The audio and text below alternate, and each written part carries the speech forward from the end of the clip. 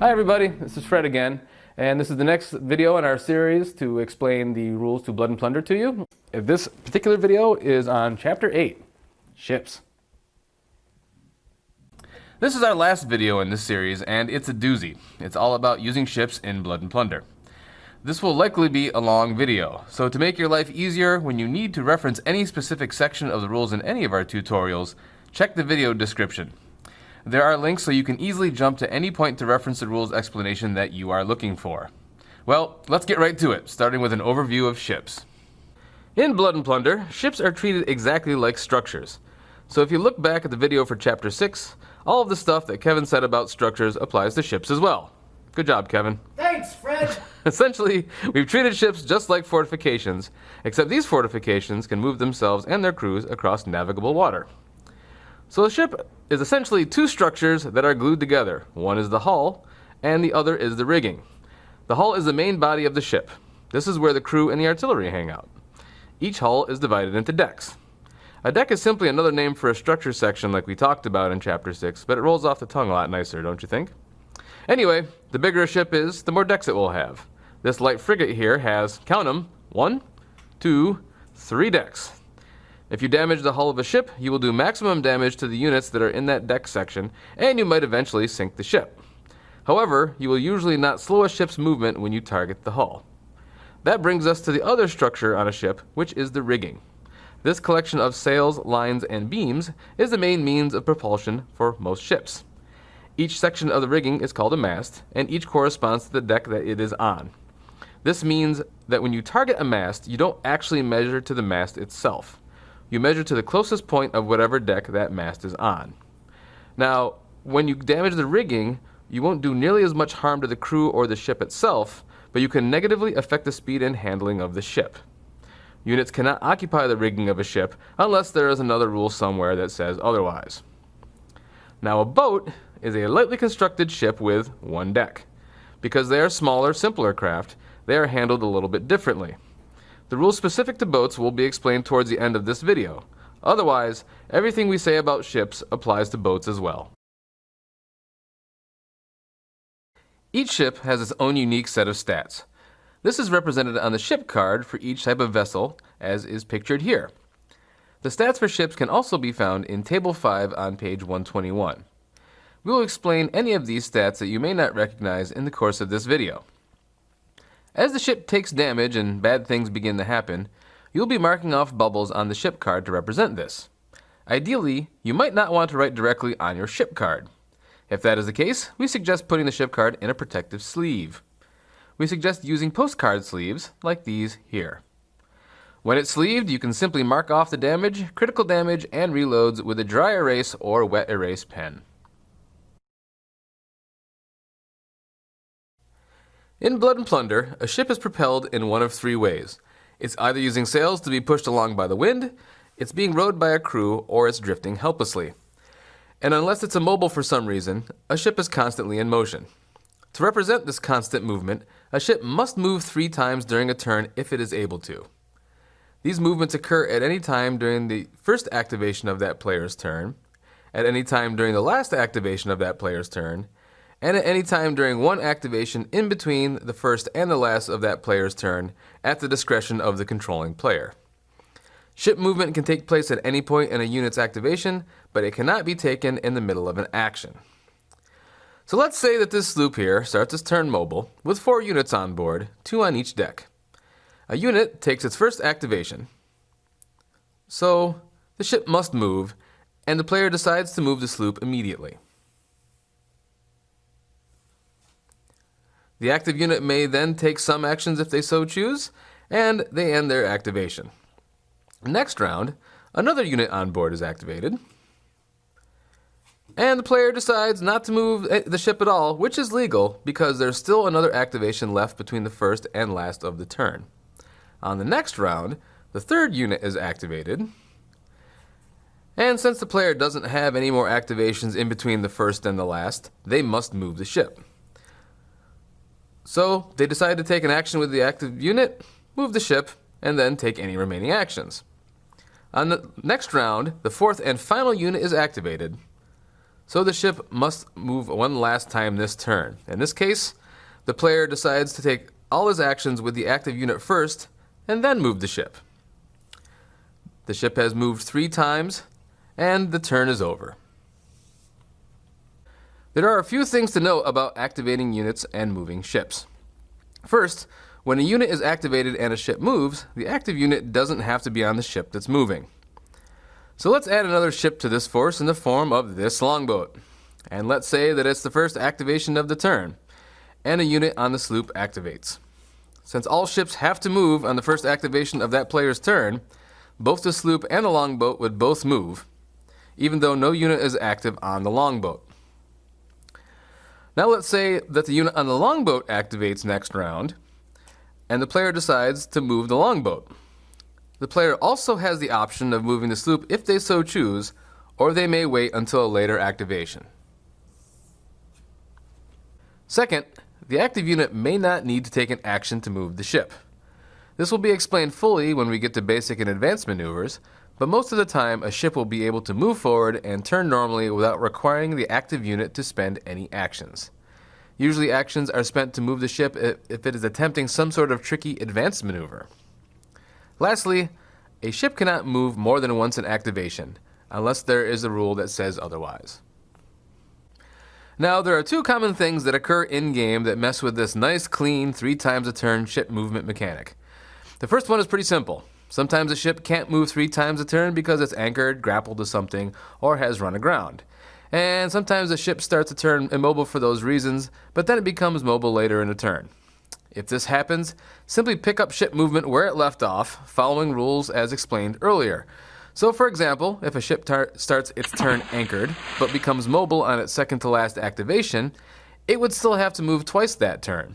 Once for the activation that is left between the first and the last, and once for the final activation of the turn. The second common occurrence is that a force doesn't have enough units to activate for each of the 3 movements a ship must take in a turn. For example, this sloop holds the only 2 units left in this player's force. During the first activation, the ship moves. During the second and last activation, the ship moves again. Now the third movement doesn't simply disappear, it counts as residual movement. At the end of the turn, after all units and all forces have activated, any ship with residual moves must take all that it has left. A ship can only make a basic maneuver as a residual move, which is simply moving forward and or turning once, unless the ship is in some situation that is going to cause it to drift. You couldn't take any type of ship movement that would require a unit to spend actions because there aren't any units active at this point. So, this sloop here will choose to scoot forward again at its current speed as a residual move. If there are multiple ships on the table with residual moves, the ships that are moving the fastest go first and resolve all of their moves before the next ship goes. If there are ships that are the same speed, then roll a d10 and the highest roll moves first. Now we're going to talk about the 2 ways that ships are propelled, which determines how far they move each time they take a movement. A ship may be under sail, which means it is being pushed by the wind, or they can be moved with sweeps, which is another term for being rowed with oars. If a ship is not moving by either of these 2 means, then it is passively drifting. So first, let's talk about moving under sail. This is by far the most common and usually most efficient way to move a ship around the table. Determining how far a ship moves is determined by 3 things. It is determined by the ship's sail setting, the strength of the wind and how the ship is oriented towards it, and whatever critical damage the rigging may have taken. First up is the sail setting. This represents how much canvas a ship is using to catch the wind and is the basis for determining how far your ship will move under sail. All possible sail settings for a ship are listed on the bottom of that ship's card. Before a battle starts, each player sets the sails for each ship by marking the appropriate setting. The ship will stay at this setting until a unit on board the ship takes a sailing action to change it. So how does one do this? As we mentioned in Chapter 4, changing the sail setting on a ship is a dedicated action. The target number to change the sail setting is 7 or better, unless the unit taking the action has the sailor's special rule, in which case the target number for the test is 5 or better. If the test is failed, the sail setting remains the same, but nothing bad happens. If it is passed, the sail setting is increased or decreased by 1 and only 1 increment. A sail setting may only be changed once per activation, and the new sail setting takes effect immediately. This can be very important when you're about to run into something like an exposed rock, or when you're trying to avoid crossing into a shoal. A ship with its sails set at 0 has all of its sails down, and it isn't considered to be moving under sails at all. In this case, it will drift during a movement, as we will explain later. An anchored ship, which is at the lowest sail setting, will not move or change facing at all until the ship is no longer anchored. Now that we have the sail setting as the base number for the ship's movement distance, we check the speed of the wind and how the ship is oriented in relation to it. As you might imagine, this can have a huge effect on how far a sailing ship can move. At the start of a battle, the wind is determined to be blowing from a table edge, which is either dictated by the scenario you are playing or is rolled at random. The wind is always considered to be blowing across the table from that table edge, unless an event changes it. The wind also has its own speed value. By default, the wind speed is 0 inches, but once again, an event can change this in the course of a battle. The wind speed is added or subtracted, as appropriate, to every ship movement when under sail, no matter what direction the ship is facing or moving. Now that we've added or subtracted the wind speed from the sail setting, we check to see how the ship is currently oriented in relation to the wind direction. If the bow of your ship, the pointy end here, is perpendicular to or facing away from the wind direction at all, this means that the ship is sailing large. This means that everything is fine and you can move on to the next step of determining your speed under sail. Now, if the bow of your ship is pointing towards the wind at all, it's considered to be windward, and this will probably slow your ship down. Whenever a ship starts a movement into the wind, the windward penalty is applied to the ship's movement as listed on the top of the ship's stat card. If your bow is pointed within 45 degrees of the wind and you want to move, well, that's really bad. If you're not sure how close a ship is to the wind, you can determine it by using the turning gauge. To do so, line up the marked edge of the gauge with the wind direction as indicated, and place the cutout corner of the turning gauge against the bow of the ship, like so. Now, if the ship's bow line is outside or on the dotted line, the ship is windward. If it is inside the dotted line, then the ship is in the wind's eye. A ship that is in the wind's eye has lost all forward momentum, and it drifts every movement until the bow of the ship is no longer within 45 degrees of the wind. The only way to avoid this is to have the active unit pull off an advanced maneuver to get you out of trouble, which we will describe later. But please note, if your ship starts drifting because it's in the eye of the wind, you can't take any basic or advanced maneuvers until it drifts outside of 45 degrees to the wind. So if you don't pull off an advanced maneuver at the right time, this will make your ship a sitting duck, and that's not good. There's one more thing I should also clarify. The ship's orientation to the wind is only checked at the start of a movement.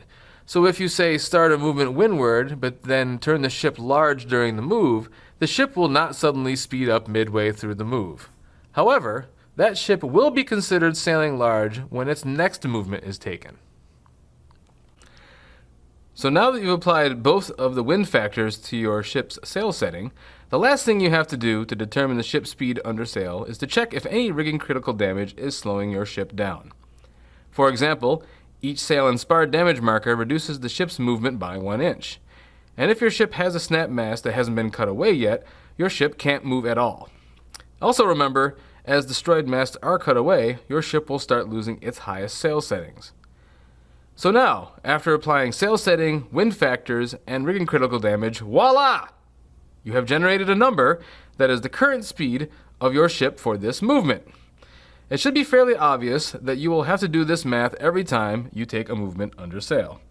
It is very important to note that a ship must move its entire speed value every time it makes a movement under sail. You cannot pull up short, well, unless you run into something. If you want to slow your ship down, you must take actions with units to reduce your sail setting. If the wind speed suddenly picks up while a ship is moving under sail, that could be bad for the rigging. You see, each ship can only go so fast, and the sails can only handle so much wind. So if the calculated ship speed under sail, as we determined earlier, exceeds the top speed value of the ship, the ship's rigging will take a lucky hit for each inch of movement above the top speed of the ship. And obviously, the ship can't move faster than its top speed. So for example, if a ship has a top speed of 5 inches per movement, but it has to go 6 inches under sail this turn to move, the ship will move 5 inches as usual, and the extra inch of movement will count as a lucky hit against the ship's rigging. So if the wind picks up in a game, I would take an action and reduce that sail setting if you can. Now we will talk about the second means of propelling a ship, which is with sweeps, or rowing the ship with oars. A ship cannot be rowed unless it has the sweep straight, like all of these are represented here. When a ship is moved with sweeps, it can be controlled better, and the effect of the wind can be ignored altogether. However, a ship usually doesn't move as fast with sweeps, and it's less efficient than sails because a unit must be assigned to man the oars. So to use sweeps, a ship must satisfy a few criteria. First, the sail setting of the ship must be at 0. And since the ship has no sails out, no advanced maneuvers can be attempted when a ship is being rowed. We'll talk more about advanced maneuvers later. Then, a unit that is in the middlemost deck must be assigned to man the sweeps. If the ship doesn't have a middlemost deck, like all the 2-deck ships for example, it's the lowest deck on the ship instead. So before you assign a unit to the sweeps, you must make sure that there are enough models in the unit to row at maximum efficiency. You need at least 2 models for each deck of the ship to move the ship at its full sweep speed. For example, this brigantine here has 3 decks, so it would need a unit of at least 6 models assigned to the sweeps so it can move the full 2 inches every movement. If the assigned unit takes some casualties and drops down below the 2 models per deck threshold, the ship will drop down to half its sweep distance as long as there is at least 1 model per deck. So the brigantine would move 1 inch each movement under sweeps if the assigned unit was between 3 to 5 models. If there are fewer models in the assigned unit than there are decks on the ship, they can't propel the ship at all. So if 1 or 2 dudes are left manning the sweeps on the brigantine, they might as well go do something else because they can't move the ship. After you pick a unit to man the sweeps, they will take an assignment action, as we talked about in Chapter 4, to crew them. Later, that unit can also take an assignment action to abandon them if they would like. The unit on the sweeps is busy rowing, so they can only take rally actions. If the unit becomes shaken, they don't abandon the sweeps unless they move away from them. Then again, a shaken unit on the sweeps will be too flustered to row, so the ship will drift every movement until the assigned unit rallies and is no longer shaken. Additionally, a unit assigned to the sweeps is not going to sit there and take it if they are charged or otherwise end up in a melee combat. If they are attacked, they abandon the oars immediately and may take defense saves like usual. Okay, so finally we have a unit assigned to the sweeps. Now what? Well, as long as a unit is assigned to row, and we have the minimum numbers models in the unit, as I described a minute ago, the ship can move it at its full or half sweeps value for each movement. But unlike being under sail, you may ignore the effects of wind while rowing, and you don't have to move the full sweeps value every movement if you don't want to. But keep in mind, if you don't move the ship at all during a movement, it will drift instead.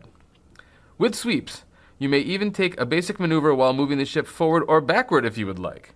Turns in either direction are still executed in the normal fashion, which we will be talking about shortly. Now, on to the last type of movement. If a ship isn't being propelled with sails or oars, and it's not immobile for some reason, it will usually drift during a movement. There are lots of different reasons that a ship might drift, but no matter what the reason, all drifting movements are handled in the same way. A drifting ship will move 1 inch plus whatever the current wind speed is. So in this example, since the wind speed is 0, this ship will drift 1 inch. And when a ship drifts, it always turns away and is pushed away from the wind. What does this mean? Well, picture as if the wind were pushing on the bow of the ship, then try to visualize which way the ship will turn as a result. Try mimicking the wind with your finger and actually poke the bow of your ship. It actually works pretty well. Kevin will demonstrate on this sloop. So you see, if a ship is in the wind at all, it's going to make a drifting ship turn backwards. And if the ship is sailing large, the wind will push it into a forward turn. And I know, I haven't shown you how to turn a ship yet. I will. It's coming up next, I promise. Okay, I lied. There is one more thing that we need to say because we just stuck it in the rulebook here because we didn't have another place to put it. There are a couple different ways that a ship can move backward. Obviously, this isn't as efficient as sailing your ship forward, so each movement of any ships being moved backward is capped at 3 inches. Okay, now we're going to tell you how to move your ships. For real this time. So let's talk about ship maneuvers. There are two types, basic and advanced. First up are basic maneuvers. These are the fundamental moves that ships can make that don't require any unit on the ship to spend an action. There are two, moving forward and turning. So Jordan here, that wasn't creepy at all, will demonstrate moving forward. So let's say he would like to move this ship forward 3 inches. So you see the skids on the side here? We put these on all the ships that we produce so you can easily measure moves and turns. And in the case of the longboat, for example, we've put a hanging rope detail on there instead, but for the same reason. So anyway, moving forward is not rocket surgery. You measure out 3 inches, starting from the skid of your choice. Just make sure that you always use the same one. No cheating. Slide the ship forward 3 inches. Boom. Done. Now, we will demonstrate how to execute a turn. This will require the use of our handy-dandy turning gauge. Yes, we're finally going to use the turning gauge to make a turn. I'm as shocked as you guys are. So let's say that old Jordan here is going to turn this ship 3 inches. So he puts the turn template on the side of the ship. Since he wants to turn the ship right, the template goes on the right side of the ship. Then the start arrow is lined up to the appropriate skid or dangly rope, and the bottom part of the turn template here is lined up along the hull of the ship. Now, hold the turn template in place and move the ship up the distance of your desired turn. Don't worry about lining it up correctly yet. Once you get there, press the hull of the ship up against the flat spot behind the number that you move to. See? Like that right there. So let's also show you a backward turn because those often occur when ships drift. Let's say that this ship is in the wind's eye and has to drift. So we cue Kevin with his magical wind direction poking finger to determine which way the ship will turn. There we go. Now, the turning gauge is placed on the inside of the turn, just like we did for the forward turn, but since the ship is moving backward, the template is flipped over the other way. We check the wind speed, which is at 0 inches, and add 1 inch for the drifting, so the ship will turn 1 inch. The template is lined up just like last time. The ship is slid back to the 1 inch mark, and the ship is pushed up against the flat spot behind the mark. This is going to seem a little odd because the turning gauge is backward, but you always line up the ship on the flat spot between the distance you turned and the next lowest value. See what I mean? There are a few things to note about turning. For one, you will notice that each ship has a turn rating. This is the maximum distance that a ship can turn during a movement.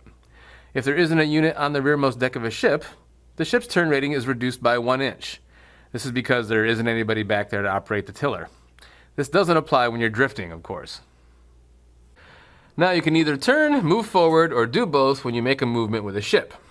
If you wish to execute a turn, it must be at the beginning or end of your move, not in the middle. And remember, ships under sail must move their full current speed each movement, so don't forget to count both the distance you've traveled forward and the distance you've turned to satisfy this condition. For example, this brigantine must make a movement, and it must move 4 inches. So Kevin here decides he is going to execute a 2-inch turn first, and then move the ship forward 2 inches. So 2 plus 2 is 4, so Kevin has used up all of his required movement, and he performed a turn at either the end or beginning of the movement. Good job, Kevin. We covered everything you need to know about basic maneuvers, so let's talk now about advanced maneuvers. There are 3 types of advanced maneuvers, and they are performed in certain situations when under sail to allow your ship to do something it wouldn't normally be allowed to do. To pull off an advanced maneuver, a successful sailing test must be made, just like we explained earlier when changing a sail setting. But to recap, attempting an advanced maneuver requires that a unit on the ship takes a dedicated action to do so. The target number for the test is 7 or better, unless the unit taking the action has the sailor's special rule, in which case the target number for the test is 5 or better. If the test is passed, the maneuver is performed successfully. If not, the maneuver fails, and there may be further negative consequences, as we will explain in a moment. It is important to note that a ship cannot make any advanced maneuvers if there is an enemy unit on board that ship. First up is box hauling. This maneuver can be attempted only when a ship starts a movement within 45 degrees of the wind, but hasn't drifted on previous movements from being in the wind's eye. If the dedicated action is taken and the sailing test is passed as explained above, the ship may sail backwards. The ship may move at its sail setting or 3 inches, whichever is less. You may perform a turn while box hauling, but remember that you can't turn more than your ship's turn value. So Jordan here foolishly got his frigate into trouble, and he is definitely within 45 degrees of the wind. To remedy this, he activates a unit, takes a dedicated action with them, and attempts a sailing test in order to box haul. Since the unit taking the action has the sailor's special rule, the target number for the test is 5 or better, so he rolls the dice and... test passed. Good job. Jordan may now sail his frigate backwards. The ship's sails were set at 5 inches, so the ship moves backwards at 3 inches instead. Jordan would like to get his ship's bow to windward, so he performs a 3-inch turn backwards, like so. Good. Now, let's reset this example, because what would happen if Jordan were to fail the sailing test? In that case, the ship immediately is in the wind's eye, so it drifts as a movement instead. So based on the wind speed, the frigate turns away from the wind 1 inch. Don't forget, it will keep drifting every movement until it is no longer within 45 degrees of the wind. Also, when the test is failed, the rigging of the ship takes a lucky hit. Roll at 1d10, subtract 1, and then apply the appropriate rigging critical damage result as usual. Next up is tacking. Tacking is another thing that you can attempt only if the ship in question starts a movement within 45 degrees of the wind, but hasn't drifted on previous movements from being in the wind's eye.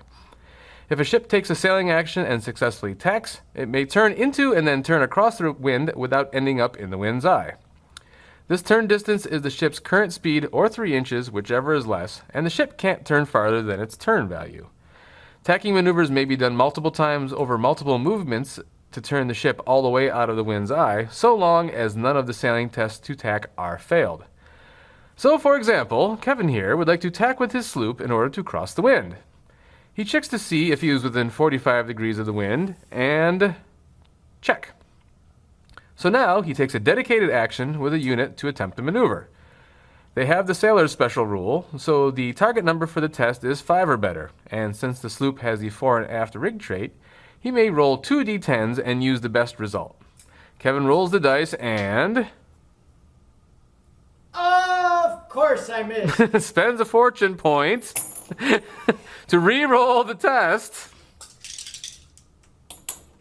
I did it! And passes it this time. Based on the sail setting and lack of windward movement penalty, the sloop could move 4 inches normally, but can only turn 3 inches in this instance instead. So Kevin turns the sloop 3 inches into the wind. Notice now that the ship has turned and moved across the wind direction. So let's say it's a future turn, and the sloop is eligible to make another movement. Since Kevin passed the sailing test attack last time, barely, the ship may attempt another tacking maneuver to keep turning in the same direction, and only in the same direction. So Kevin takes a sailing action with a different unit, and since they are sailors, the test has the same target number as last time. Kevin rolls 2 dice. Wait for it. Fail again! Oh, Spends another 600 fortune points to re-roll. made it! And passes the test. And after all that, performs another 3-inch turn once he gets all his fortune coins out of the way. So this turn, as dramatic as it was, took the sloop out of 45 degrees to the wind, so the ship is done tacking and may move normally next time. However, if the ship was still within 45 degrees to the wind after that tacking maneuver, the ship may keep taking them until the ship is outside of 45 degrees or a sailing test to tack has been failed. If the sailing test for tacking is failed at any point, the ship is immediately in the wind's eye and will drift each movement until it eventually drifts more than 45 degrees away from the wind direction. Also, when the test is failed, the rigging of the ship takes a lucky hit, just like we described earlier for box hauling. And last but not least, wearing. A wearing maneuver will add 1 inch to the turn value of a ship, but wearing may only be attempted if the ship is turning away from the wind. Your ship can start a movement sailing large, windward, or even within 45 degrees of the wind. The only important thing is that the movement starts by turning away from the wind. So here we have old Jordan again and his trusty frigate. He would like to turn 4 inches instead of 3 inches, so he decides to turn away from the wind and attempt a wearing maneuver. To attempt it, he activates a unit, takes a dedicated action with them, and attempts a sailing test. Since Jordan is feeling either daring or desperate, the unit he chose to take the action does not have the sailor's special rule. Therefore, the target number for the test is 7 or better. He rolls the dice and passes the test. It's a Spanish miracle. Milagro? Now, his ship may turn 4 inches instead of 3 inches. Please note that a ship cannot turn farther than its current speed. But since this frigate here is moving at full sails, it must make a 5-inch move so it can execute this 4-inch turn easily, and will have to move forward another inch to use up all of its movement. Notice that the turn ended up spinning the frigate back into the wind. That's totally okay because the turn started away from the wind. Now, if the test for a wearing maneuver is failed, a turn may still be made as normal with no ill effects. The only exception is when a ship is within 45 degrees of the wind at the end of a wearing maneuver, and this will really only happen if you fail a sailing test for wearing while trying to turn out of the wind's eye. But whether that test was successful or not, the ship's rigging will still take a lucky hit as a result.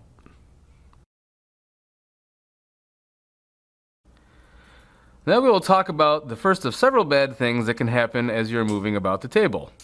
First is, what do you do if a ship is about to sail off the table edge? Well, it's as simple as scrolling the map.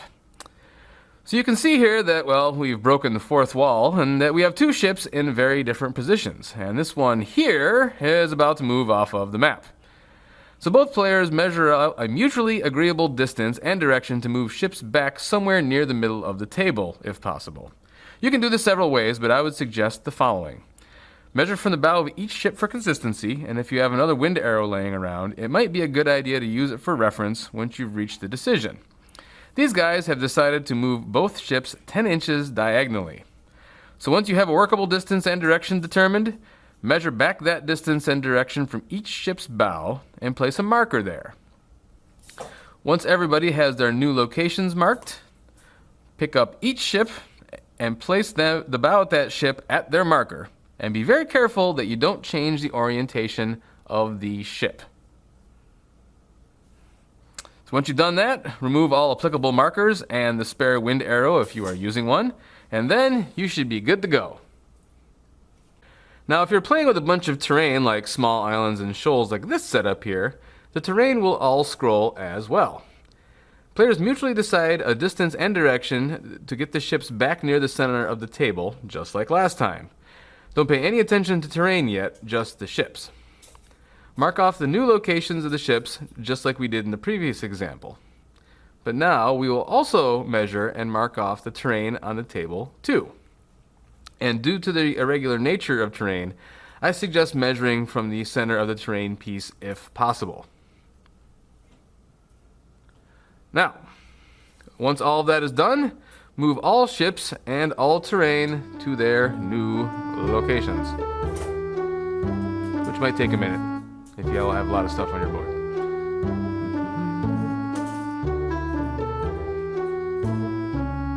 Move the islands, move the shoal.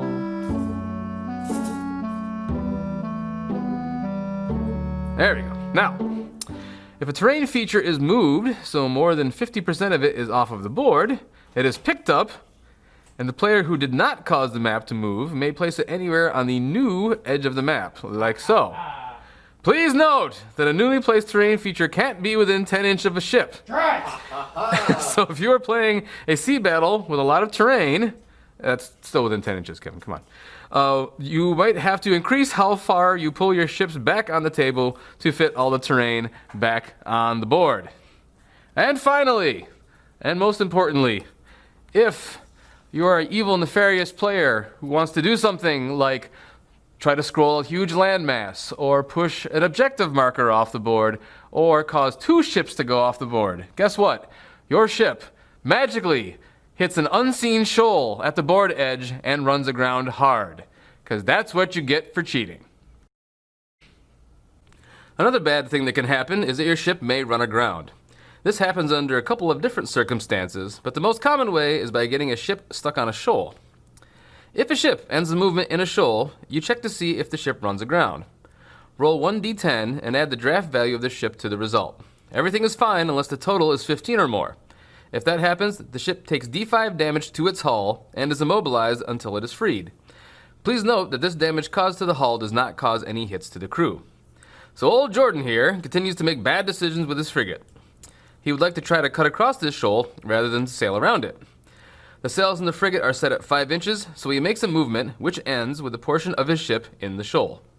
So now he must check to see if he has run aground. The draft of the frigate is 8, so the chances are pretty good. He rolls a die, adding 8 to it, and the ship runs aground. Now he rolls damage to the hull. So he rolls a d10, divides the number in half, rounded up, and takes 1. 1 whole damage. Good job. Note that this damage can cause a critical hit if your ship's hull has a low fortitude, just like cannon fire can. Now, this ship is stuck here on this shoal in this position. It can't move or drift until it is freed. So how does one free a ship that has run aground? Well, first, he must set the ship's sails to 0. Then, when the stuck ship is eligible to make a movement, the active unit must perform a successful repair action. So, on a future activation, Jordan attempts to free his frigate. He really wants to get moving again, so he activates a unit on board with a club. And since repair is a dedicated action, he will get a -2 bonus to the test. This drops the target number from a 7 to a 5. So Jordan rolls the dice and... Passes. Of course he does. Repair test passed. Now Jordan may make a movement with his ship which is always 3 inches backwards with an optional turn. With that in mind, Jordan backs his ship up like so. It is important to note that if you don't clear a shoal with this movement, you will have to roll the die at the end of the movement to see if you run aground again because you ended a movement within a shoal. It should be pretty clear that high draft value ships should avoid shoals whenever possible. It's quite possible that you will run into something with your ship in the course of a battle, so next up we have rules for collisions. A ship can run into another ship, a large stationary object, and in rare instances, units that are standing in or close to water. So first, let's talk about ships hitting ships. A collision between ships occurs when a ship sails bow or stern first into another ship. When this happens, the moving ship immediately stops moving, no matter what its speed was or how much movement it had left to make. Then the active player rolls a d10 and consults the following chart on page 88 to see what happens. In the case of a hull or rigging collision, both ships take damage to the appropriate structure at the point of collision, unless the ship that caused the collision was drifting, in which case no damage is done. If damage is dealt, it is equal to the size of the other ship -1. So for example, this frigate collides with this sloop like so. And the die roll determines that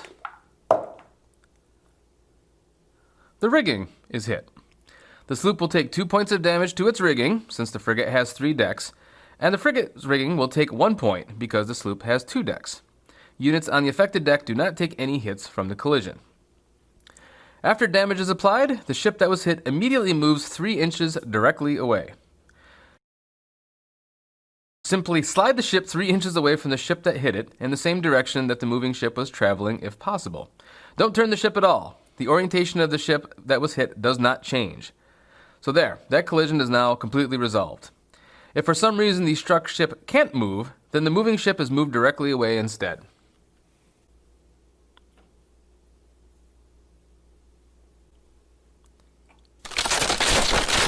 So, what if you rolled a 10 on the collision table?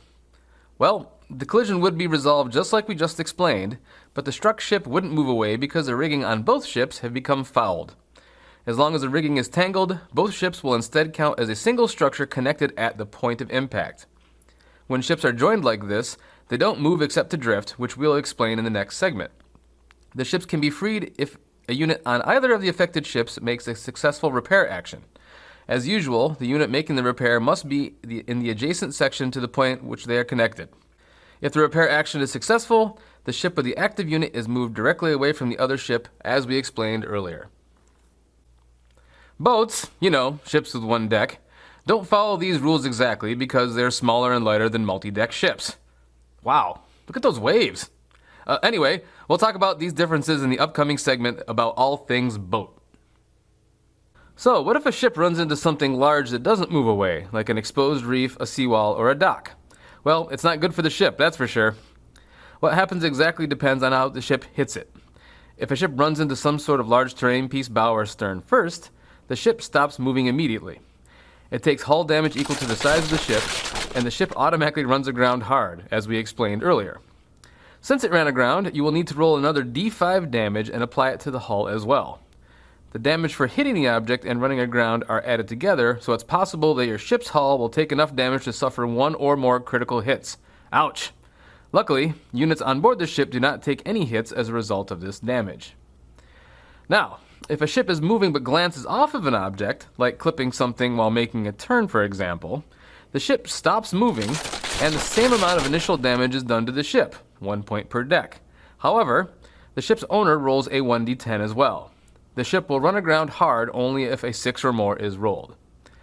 If a ship bumps into an object while drifting or when being moved directly away from another ship, the ship stops moving, but no damage is done to the ship, nor can it run aground.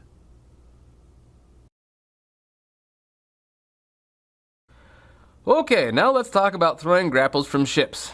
This is a standard action that any unit on board a ship can take, usually to pull the ship into contact with another large object, or to pull smaller things towards the ship. Whatever the unit is throwing grapples to must be within 3 inches, and the target number for the test is always 5 or better. If the test is failed, the target is not grappled, but nothing else bad happens. Now, if the test is passed and the target is grappled, what happens depends on, well, what your target is.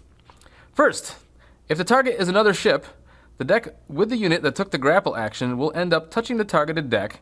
That's the one that was within 3 inches. So in this example, the unit on the frontmost deck of the brigantine takes and succeeds with the grapple action and targets the only deck on the sloop that is within 3 inches right there. So these decks will end up touching when the ships slide together. When you slide the ships together, you don't change the orientation of either ship. The smaller ship always gets slid to the larger one, unless both ships are the same size, in which case the ship that initiated the grapple gets slid to the target ship. And it should be pretty obvious that an immobile ship can't be slid when grappled, so the other ship must slide towards it instead. Now, these two ships here are connected at these decks and count as a single structure until the grapples are released. We will tell you how to release grapples and how these ships move when connected like this in just a minute. Now, if the target of the grapple attempt is an object, the ship will be pulled towards larger immobile things, but will pull smaller mobile objects up to the ship instead. For example, this sloop would slide over and attach to this dock if it grappled it successfully. But this floating barrel, which we'll assume is a scenario objective of some sort, will be pulled up to the deck that holds the unit that succeeded in the grapple action. Now, just like we mentioned earlier, this ship will stay attached to objects like this dock until the grapples are released, and since the dock is immobile, the ship is also immobile as long as it is attached. So, let's describe how ships move when they are attached to each other. This applies to ships that are joined by grapples and ships that have their rigging fouled. As you might expect, ships that are joined like this can't sail, so unless one of them is immobile for some reason, they must drift during a movement instead. The attached ships will drift at the same times that ship movement usually occurs in a turn, but since this is treated as one big ship for the purposes of movement, both players may drift these ships when appropriate. For example, this happened. The riggings on the two big ships are fouled, and the longboat is grappled to the brigantine here. So let's say that a turn just started. Activation cards are played, and the player that owns the sloop and the longboat goes first. That player must drift this big mess, because it's the first activation of the turn. Then let's say that on the next activation, the player that owns a brigantine plays the highest activation card, and they go first.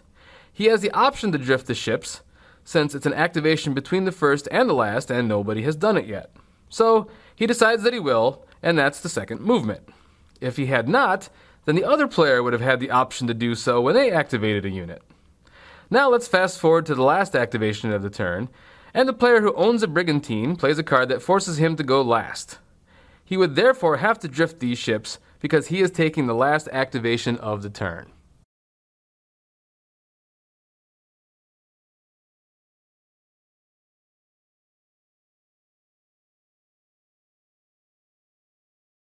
And when you're drifting linked ships, pick one of the ships involved and use it to determine how the whole thing drifts. It doesn't have to be a ship that you control, and it doesn't need to be the same ship every time you drift.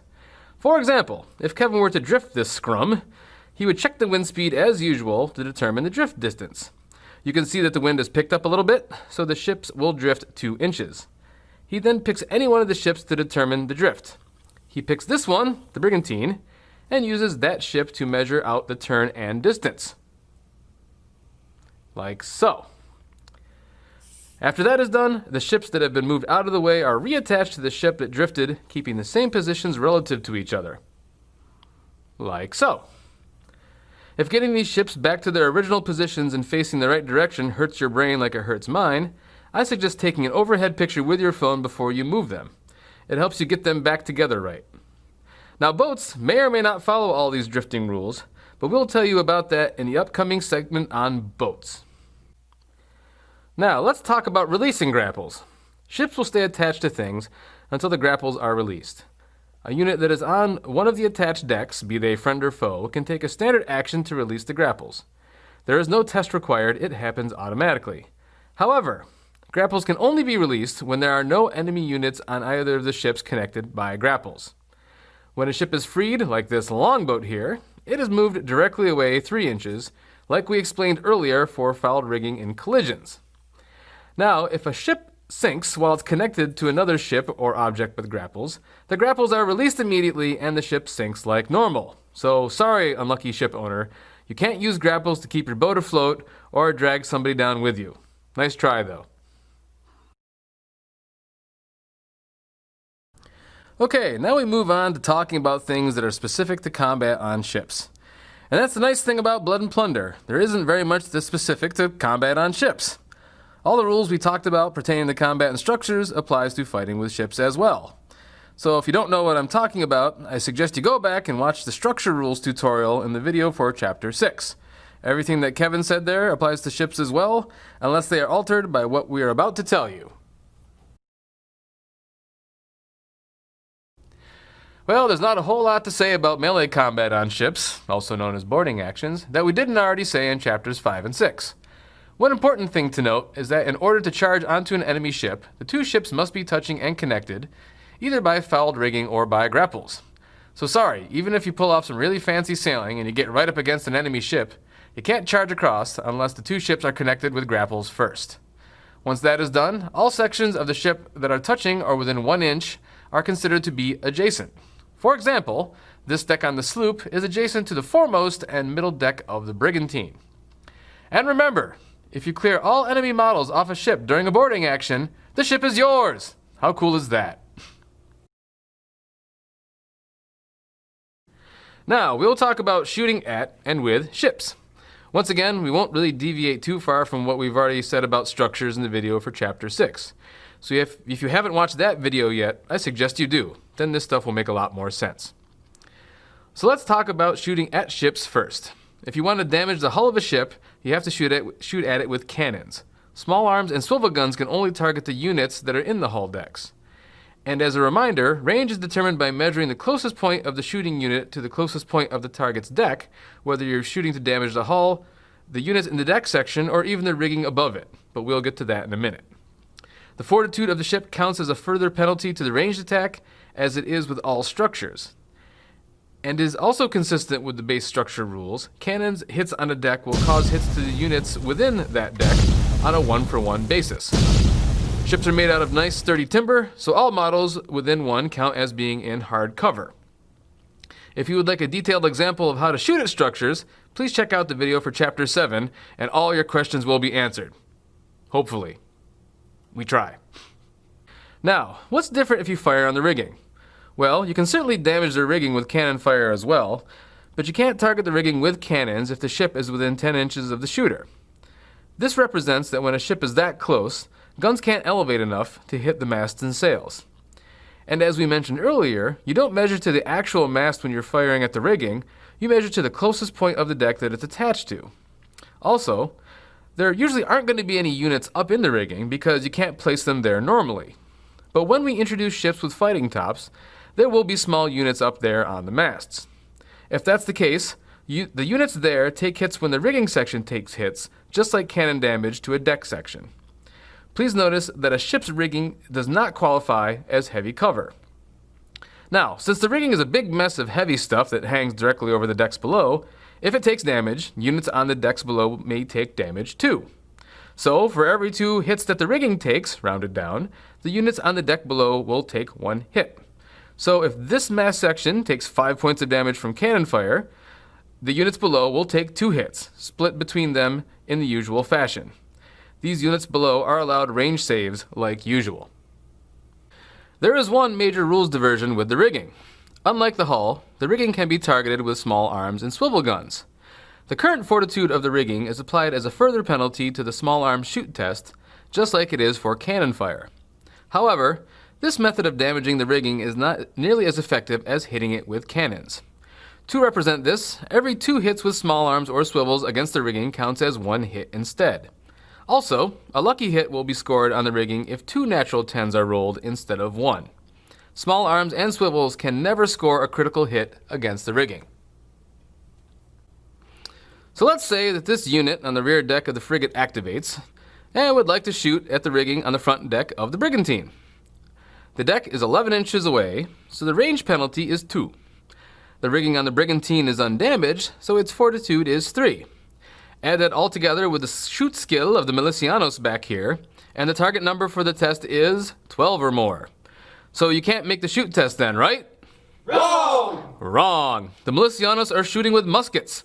Don't forget the long range of muskets, and that they may attempt a shoot test at a target number greater than 10, as long as the target falls within the gun's maximum range.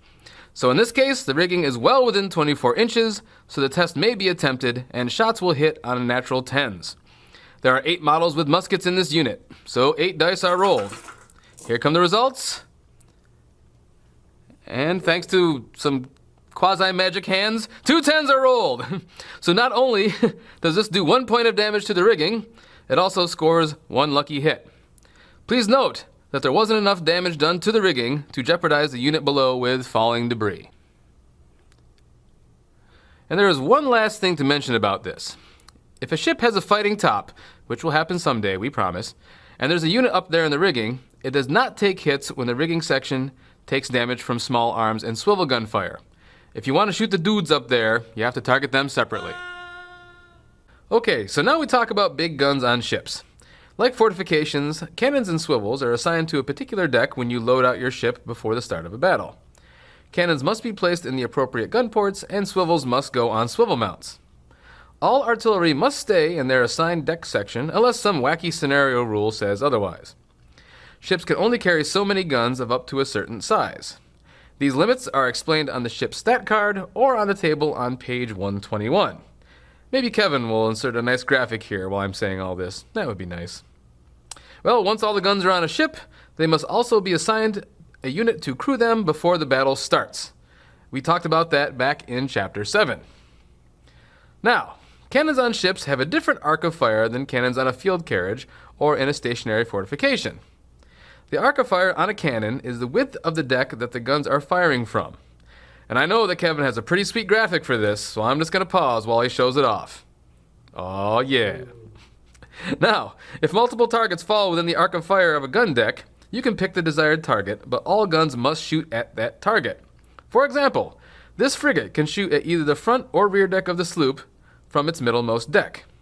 If the frigate chooses to shoot at the front deck of the sloop, then all cannons on the middlemost deck must shoot at the front deck of the sloop.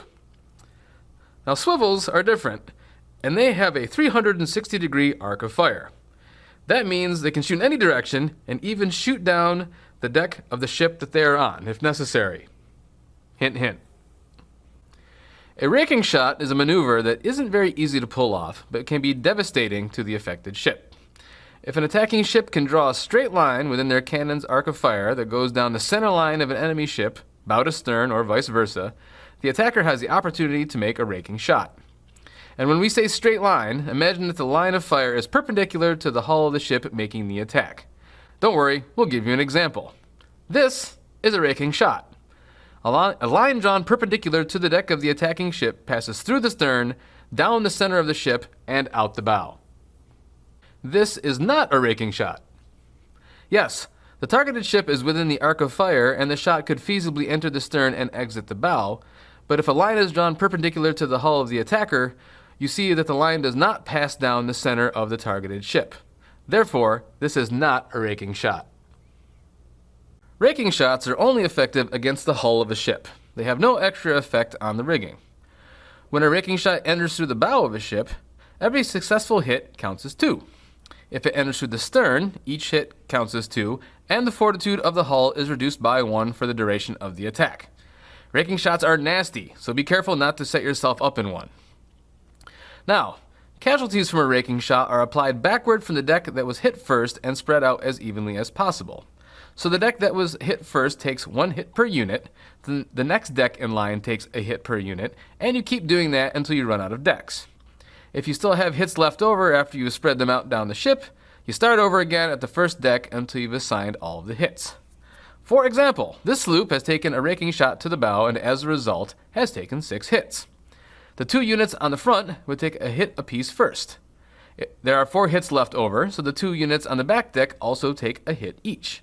Now there are 2 hits left over, so each unit on the front deck must take an additional hit. In this final part of the ship section, we will tell you how boats differ from ships.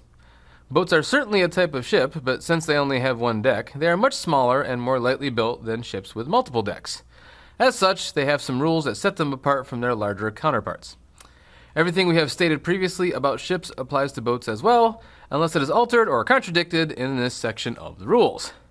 First, let's talk about the rigging on a boat. When you shoot at a boat, you can't shoot at their cute, tiny little rigging. You can only shoot at the hull. The rigging is simply too cute and too tiny. Next, the cute, tiny rigging of a boat is so cute and tiny that it doesn't take a lucky hit when you screw up an advanced maneuver or exceed the boat's top speed while under sail. So if you're going to sail poorly, do it in a boat. Speaking of critical damage, don't forget that boats have their own critical damage tables. So don't accidentally roll your boat lucky hits or crits on either of the ship tables. Now, let's talk about throwing grapples from boats. All the stuff we said earlier about ships throwing grapples to other ships and objects also applies to boats, but keep in mind that the boat is probably going to be the smallest vessel involved, so it will probably be getting dragged around a lot. On a related note, boats do not affect the movement of multi-deck ships, only other boats. So, a boat grappled to a ship will not cause the ship to drift, and the ship will continue sailing as normal, even if the boat is immobile for some reason. But if a boat is grappled to another boat, they will follow the normal rules for joined ships drifting as we explained earlier. So what if a boat runs into a larger ship? Nothing. Neither are damaged and neither can become fouled. But if a ship sails bow or stern first into a boat, then that's bad news for the boat. So let's say that this unlucky longboat is out here in front of this frigate. The frigate takes a move forward and hits the boat. The frigate does not stop and may take its complete move. Now, a boat takes twice as much damage from a collision as a multi-deck ship would. So in this case, a larger ship would take 2 damage because the frigate is a 3-deck ship, -1. But the longboat here will take 4 damage instead. The boat is then pushed 3 inches directly away. Now, unlike a normal ship collision, the hits on the boat are also applied to the units on board. But in this case, the save against these hits is a flat 7 or more to avoid being thrown overboard, and eaten by sharks, of course. So the unit in this longboat would have to make 4 saves on a 7 or better to avoid being removed as casualties. Now, if a boat runs into another boat or stationary object, it's resolved the same as we described earlier for larger ships. Because they are so small and light by comparison, boats can be towed behind larger ships and are quite useful in navigating shallow waters where larger ships can't go. If you purchase a longboat along with a ship, the boat may be towed along behind the ship to be used in the course of battle. At the end of each ship's movement, place the towed longboat 1 inch behind the ship that it is attached to. Towed boats will stay back there until they are used. So let's say that old Jordan here is going to use his longboat to offload a unit. So this is one way to do it. First, make sure that the ship in question is moving at 3 inches per movement or less. Jordan checks his sail setting, and he is. Then, any unit on the deck in question can spend an action to pull the boat up to that deck. So Jordan activates this unit with a diamond to get 2 action, and does just that. Now, since this is the unit that he would like on the boat, he uses a move action to put that unit on the boat. Well, now this unit is out of actions, so their activation ends.